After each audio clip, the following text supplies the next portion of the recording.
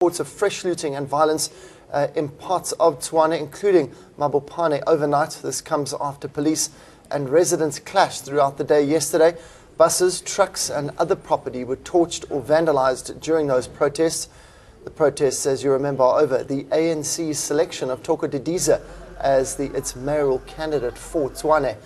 Some ANC members are demanding the party retain incumbent Mabopane, while others want his deputy in the regional ANC, Mabopane, to lead the metro.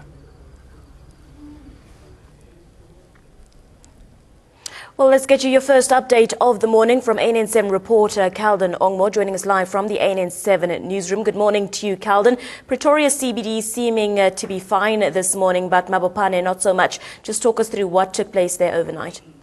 Definitely. Good morning, Peter and Abigail. It's disappointing. We thought this protest is going to subside after we saw ANC leaders and the current mayor himself coming and trying to talk to residents of city of Tshwane. But it seems like it's only spreading. Now last night we heard that it spread to Mabopane, where looting was a major issue there. But we're told that there's a heavy police presence there.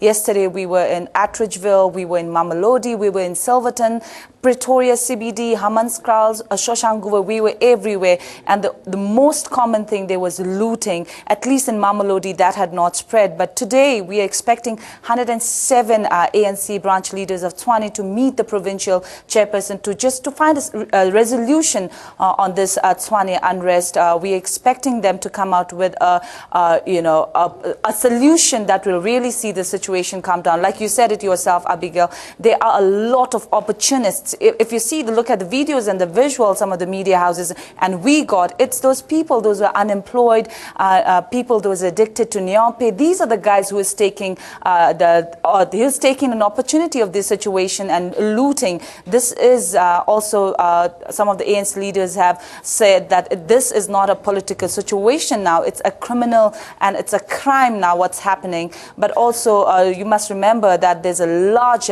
police deployment in each and every area of Tshwane now.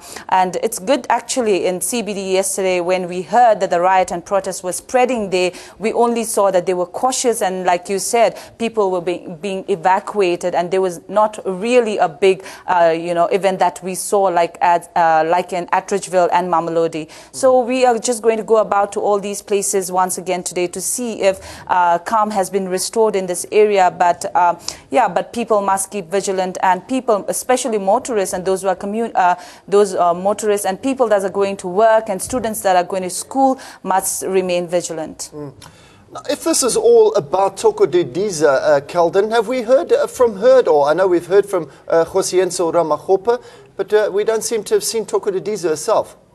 That's the question, Peter. Even on social media, everybody wants to know what is she doing. And I don't know if it's her. Yesterday, on social media, a lot of rumors, and also someone quoted her as saying that she's soon going to meet the ANC leadership and she may ask them, to take back her nomination. But we don't know whether that's not a confirmation, and ANN7 can't independently verify whether it was her or people were just quoting. Remember now, this time when the situation is very volatile, there seems to be a lot of rumors floating around, so people must be very careful about that as well. But we definitely know the current mayor has come out strongly to condemn the violence. He has tried his bit to just come and talk to his people in city of Tshwane, but looks like he didn't get any kind of the response that he really wanted people to give him. But then he's requested people to calm down and everybody support the current mayor, as she is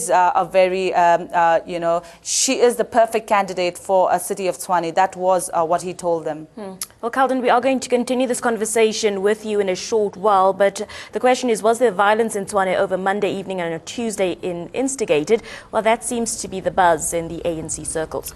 Sources have confirmed to ANN7 and the New Age that a faction of business people and some ANC activists were behind the well-planned attempt to force the ANC's leadership to retract its nomination of National Assembly chairperson Thoko Didiza.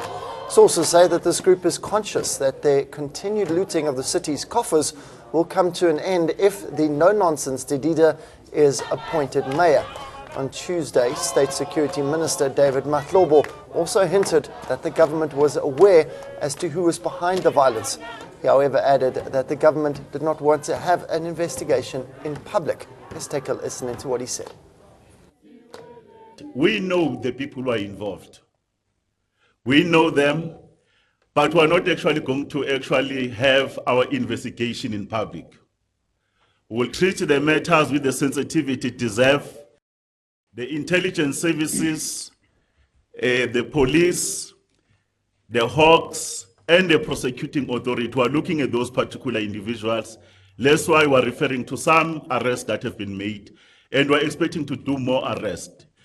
We will not be in a position to behave like if you have information, you started to announce that you're going to arrest so and so, we are investigating so and so.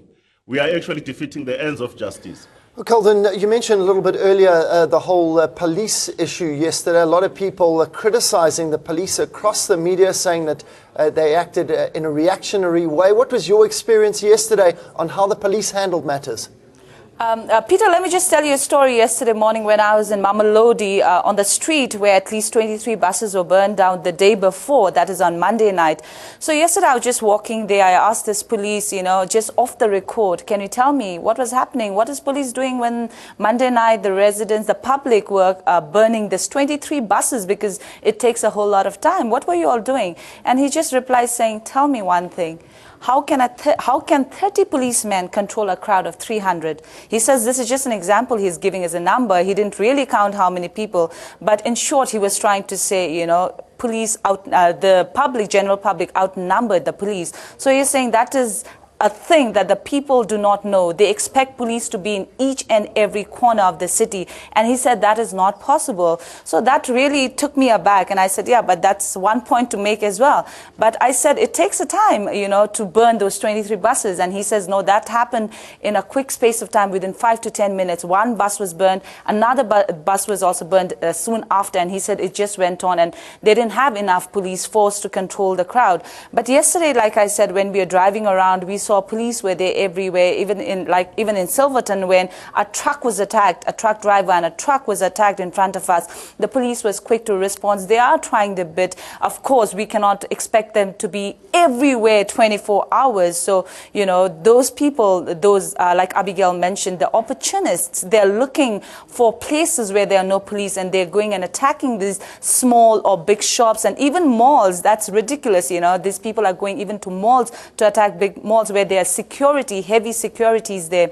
So we're expecting police to do their rounds today as well, like you heard. But then one thing to mention is about Security Cluster Minister talking about they do know who are the culprits and they are investigating the matter. Again, going back to social media, people are criticizing him for saying, if they know who is responsible for these, who are the culprits, why are they not taking action? Do they want people to burn more buses?